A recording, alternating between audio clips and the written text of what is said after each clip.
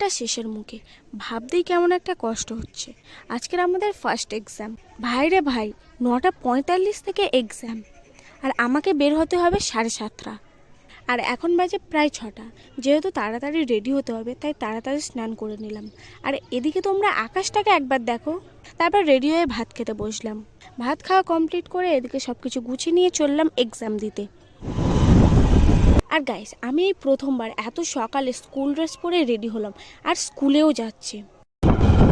সবুজ প্রকৃতি দেখতে দেখতে আর হাওয়া খেতে খেতে চললাম এক্সাম দিতে।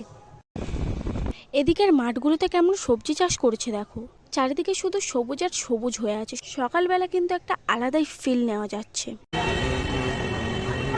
স্কুলে পৌঁছে দেখি স্কুলের গেট বন্ধ, আর স্কুল খুলবে বেলা 9টায়। আর আমরা পৌঁছে গেছি প্রায় 50 মিনিট আগে।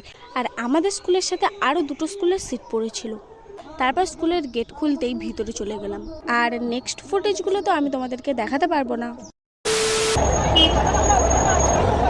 3 ঘন্টা 15 মিনিট এক্সাম দিয়ে স্কুল থেকে বেরিয়ে চললাম বাড়ির দিকে।